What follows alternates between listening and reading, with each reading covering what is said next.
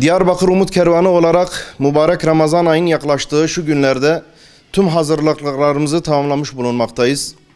Birazdan üye ve gönüllü arkadaşlarımız ihtiyaç sahibi ailelerin kolilerini evlerine teslim edecekler. Şu an hazırlamış olduğumuz koliler 750 TL tutarında olup Diyarbakır'da binlerce aileye ulaştırmayı hedefliyoruz. İnşallah Ramazan ayının son haftasında ise ihtiyaç sahibi ailelerin çocuklarına yönelik bir çalışmamız olacak.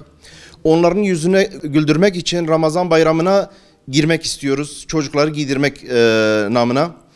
İlk sahura ve ilk iftara sayılı günler kala ihtiyaç sahibi hayırseverlerimizin başlatmış olduğumuz bu çalışmamıza sponsor olabilirler.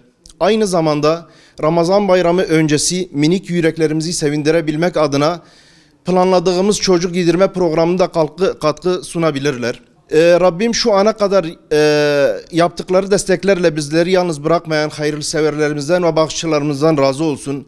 Kendilerine buradan teşekkürlerimizi iletiyoruz. Ramazan ayının ve ardından bayramın hayırlara vesile olmasını temenni ediyoruz.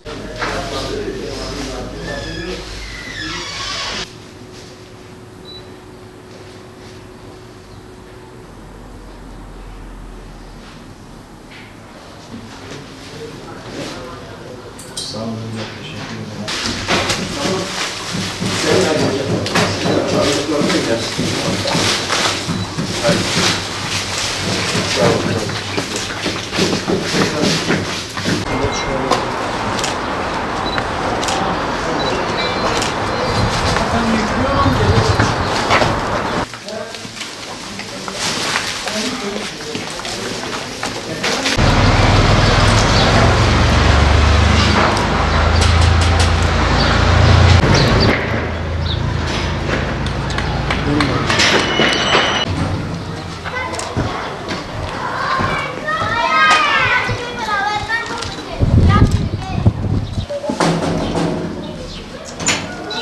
Size Ramazan kolusunu getirdik.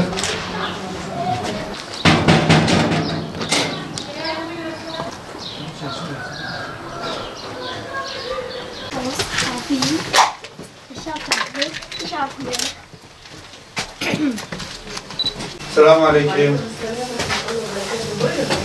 Abla size Ramazan kolusunu getirdik.